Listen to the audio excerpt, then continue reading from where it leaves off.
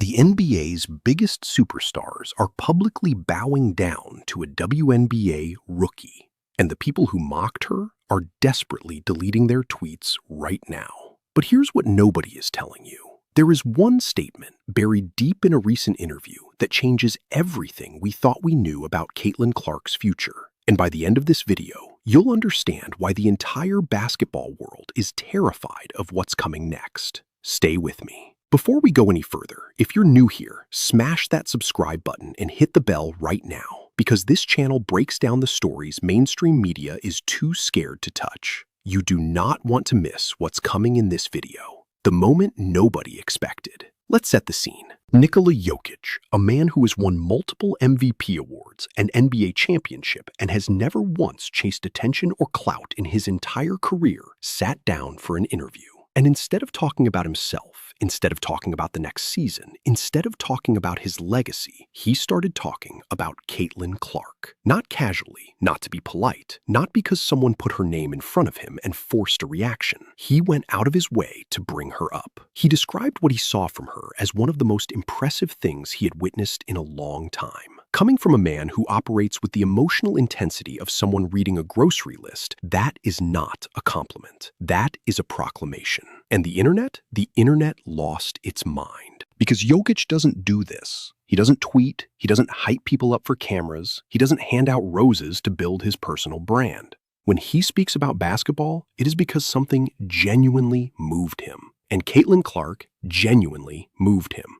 Now, here's what I need you to understand before we go any further. Every single person who spent the last year writing think pieces about how Caitlin Clark was overhyped, how the WNBA attention was just about race, how she was a marketing product with no real game, those people are now scrambling. Because you cannot manufacture a cosign from Nikola Jokic. You cannot buy it. You cannot PR spin it into existence. It either happens or it doesn't. And it happened. But Jokic is just the beginning of this story.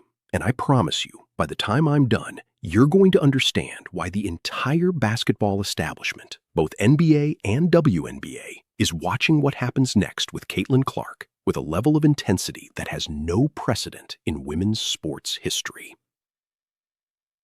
What Jokic actually saw. Here's the part the highlight reels miss. Jokic didn't marvel at her shooting range. He didn't go crazy over her logo threes or her crossovers. Those things are on every mixtape. Every casual fan already knows about those. What drew Jokic in was something much deeper and much harder to teach. He saw a player who slows the game down mentally while the game speeds up physically around her. He saw someone who reads the floor the way a chess grandmaster reads a board. 3 moves ahead, always patient, never panicked. He saw a player who sets traps for defenders and then watches them walk straight into those traps with a calm expression that never changes. That is Jokic's language. That is literally how he operates on the court. And when he saw it in Clark, something clicked for him. There is a reason why basketball analysts who study actual film, not casuals on social media, actual film students, have been making the Jokic-Clark comparison for months. It is not about physical style. It is about mental architecture, the way they both process the game at a speed that looks slow, but is actually faster than everyone else. Jokic moves at his own pace and destroys you at his own pace. Clark runs a possession, and by the time the defense figures out what she just did, the ball is already through the net, or her teammate already has an open look. That similarity is real. It is documented on tape, and when the best player in the world sees it in someone else and says it out loud, that matters. Keep watching. It gets bigger. And trust me, what LeBron James said next makes Jokic's comments look like a warm-up. You need to hear this. LeBron's blueprint. LeBron James entered the NBA at 18 years old, directly out of high school. Think about that for a moment. He walked into a league as a teenager with more pressure on his shoulders than any athlete in recent memory. Every camera, every critic, every analyst, every fan base, all pointed directly at him, waiting for him to fail, waiting for him to crack, waiting for the moment the hype would finally collapse. He survived it. He more than survived it. He became the standard by which every subsequent basketball generation is measured. So when LeBron James decides to hand someone his personal blueprint, the mental framework he used to survive that kind of pressure, he is not doing it casually. He is not doing it for press. He has been in the league for over 2 decades and has mentored exactly the people he believes deserve it. He told Caitlin Clark to put her blinders on. Go to work. Stay humble. Learn from the veterans. Keep your mouth shut early. Let the game speak. That is not advice you give to a marketing product. That is not advice you give to someone who is just filling a seat for a few years until the hype dies down. That is advice you give to someone you genuinely believe is built to last. Someone you recognize as a competitor in the truest sense of the word. And here is the moment that sealed it for LeBron.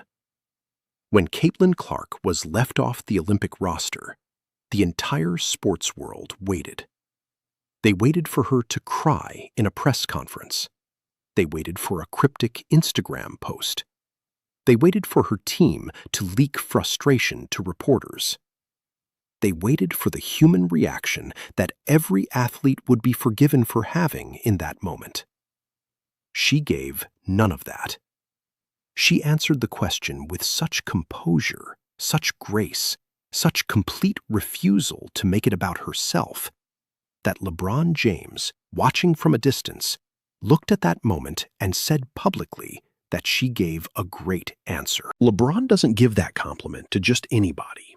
When he says someone handled something well, it's because he's comparing it to the standard he set for himself, and she cleared it. The Luka factor. Now let's talk about Luka Doncic, because this one is different. Luka is one of the most naturally gifted trash talkers in the NBA. It is genuinely part of his game. He will cross you over and then make a comment about it in one of 5 languages before you've even finished falling down. He plays basketball with the energy of someone who finds the whole thing slightly hilarious while also being completely dominant at it. He does not give out sincere compliments without the sarcasm attached. It's just not his personality. It's not how he communicates.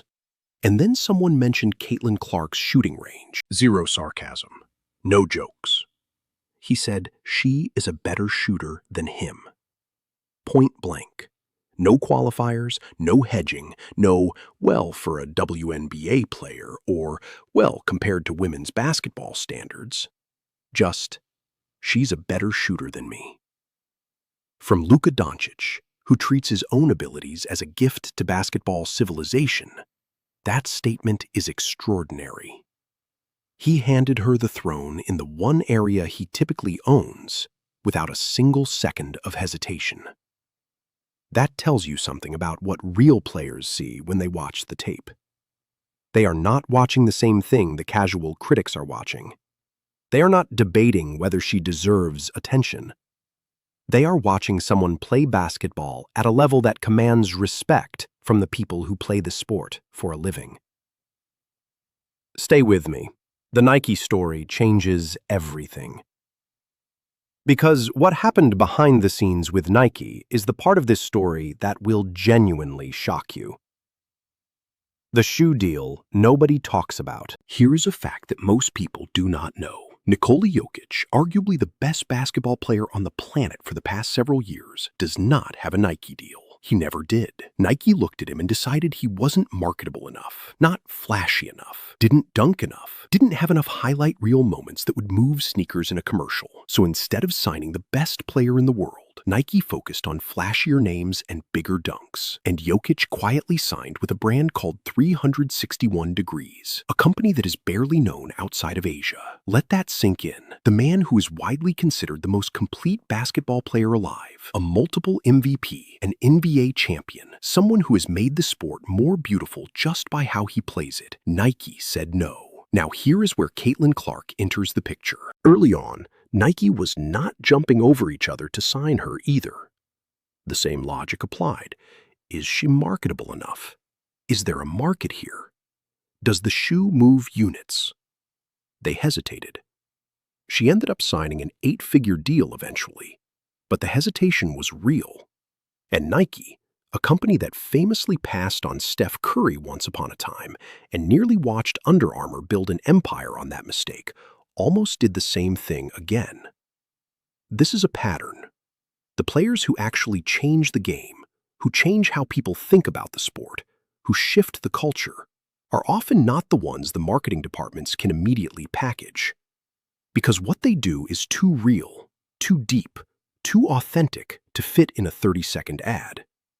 Jokić knows what it feels like to be the best and be overlooked. He built his career in that silence.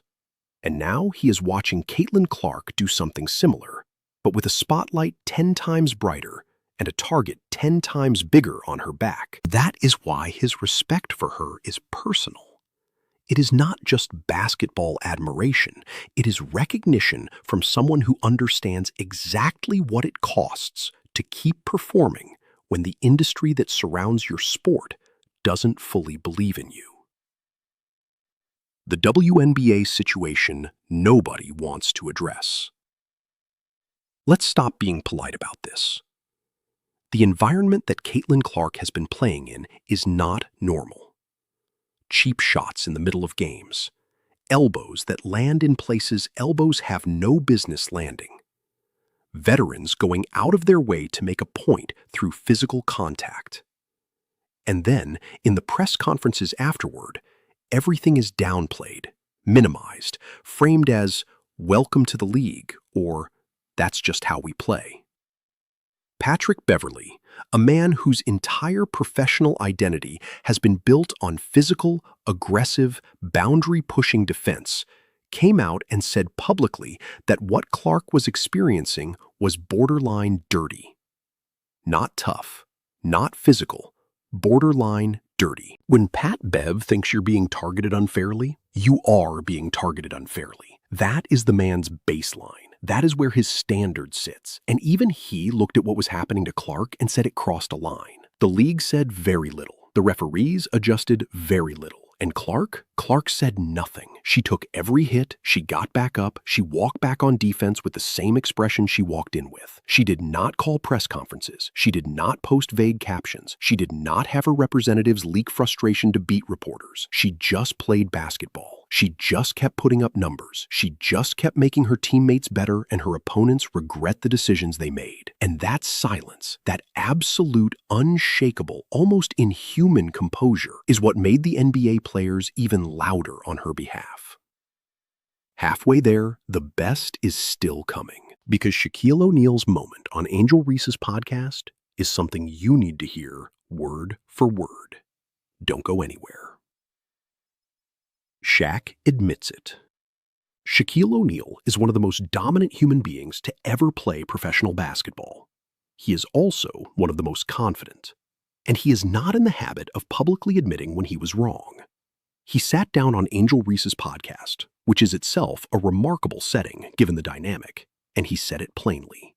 He admitted that he did not believe Clark would deliver under pressure. He thought she would fold. He said it expecting to be proven right. And then she went out and covered the court in points, in assists, in wins, in moments that could not be explained away. And Shaq sat there on that podcast and said, "You were right." No dancing around it, no reframing it as something more nuanced. No, well, what I actually meant was. He called it what it was. He was wrong, and she proved it. A Hall of Famer. A man who has been one of the loudest personalities in sports media for decades, publicly admitting on a WNBA player's podcast that a WNBA rookie proved him wrong.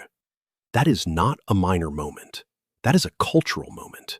That is the kind of thing that gets studied later when people look back at how the perception of women's basketball changed.